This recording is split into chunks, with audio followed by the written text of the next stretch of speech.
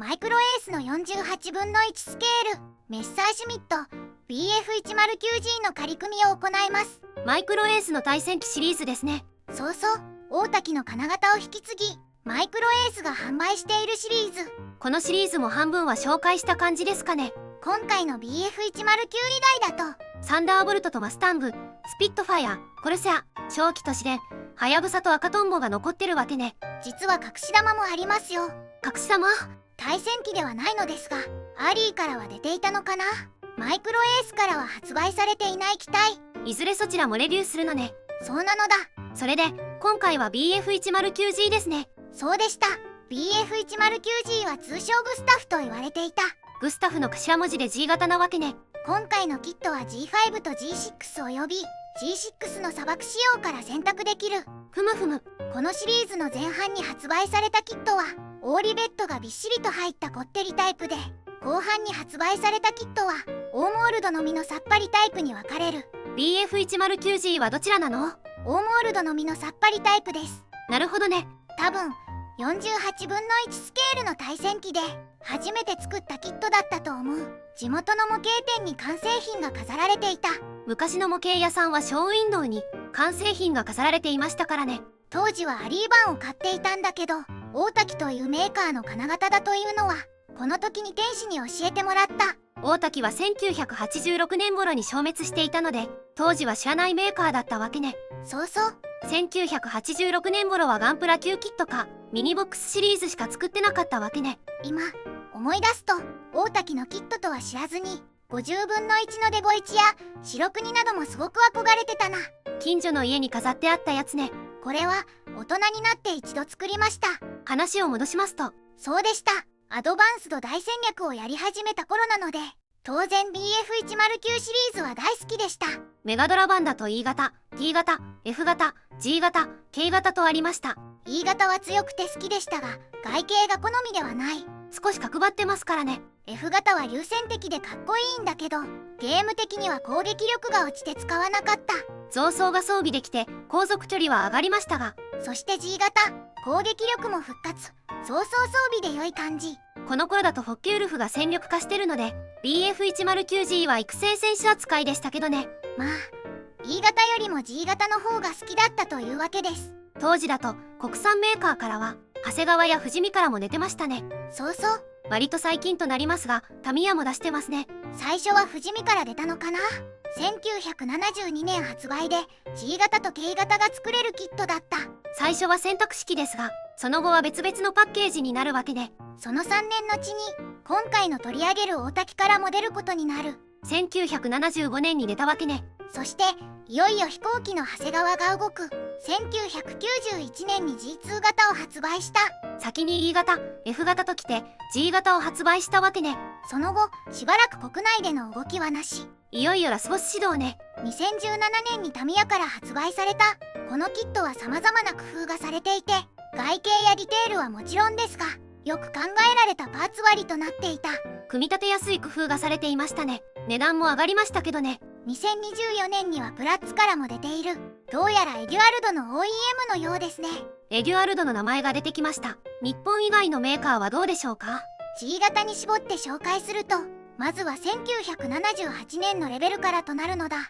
特に型式記載がありませんが後のキットから推察すると G10 となるのかしら。続いて1990年に AMT とマッチボックス大滝と同じになりますね。時期的に考えるとアリーからの OEM かしら。同年モノグラムからも出ている。こちらはレベルと同じ金型かな。1994年の長谷川モノグラムも一緒かしら。1995年にはホビークラフトからも出ている。ホビークラフトは BF109 の型式をたくさん出してましたね。2000年にはアカデミーからも G6 で出ている。先ほどのホビークラフトの金型を引き継いだわけね。2000年以前にアイデア科学からも出ているのでもともとはアイデア科学に金型があったのかな。ホビークラフトは金型及びキット生産を韓国メーカーに外注していたからね。おそらくこれも同じ金型かな。2012年にイタレリからも出ている。アカデミーからの OEM でしょうか。2014年にはエデュアルドからも出た。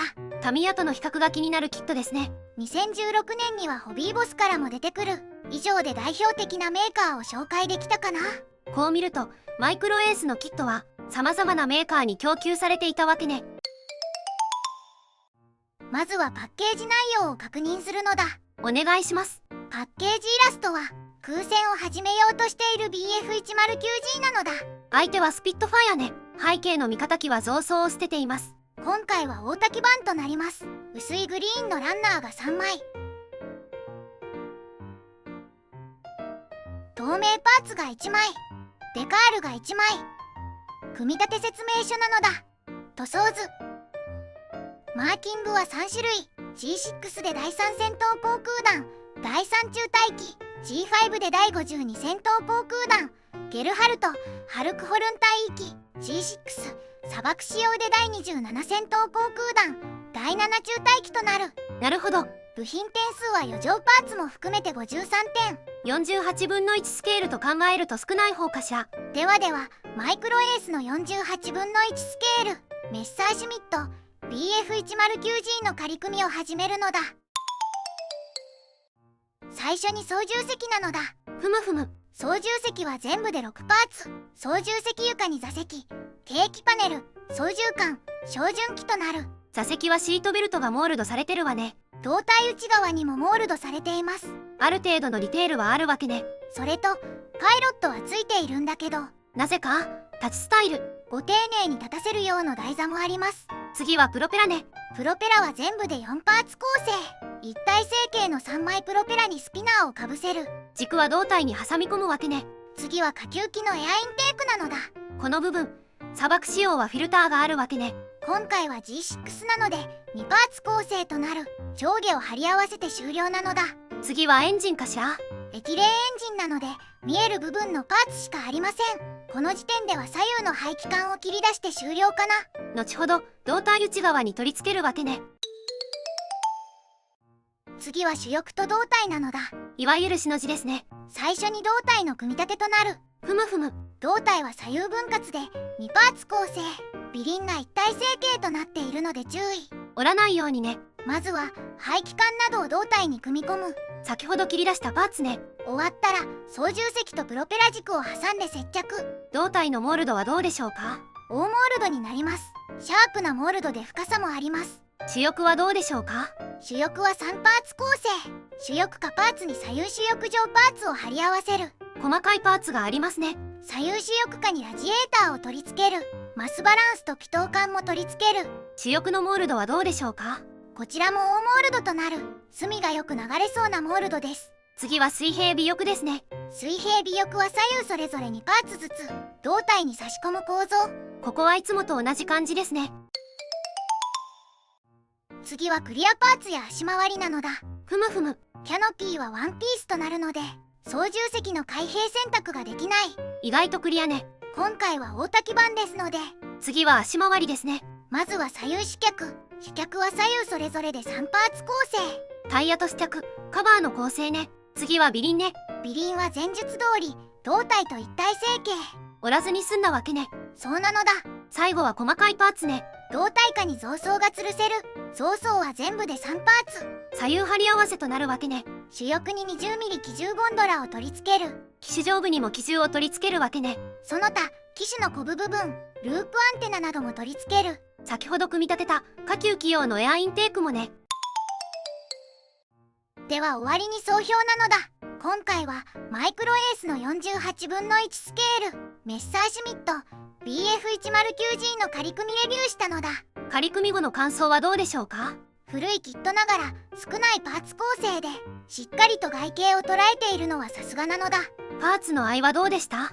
パチピタとはいかないものの最低限の成形処理で済む感じだった。モールドも大モールドでしたね。合わせ目付近は甘くなってしまうが、その他は深さ、太さも良い感じだった。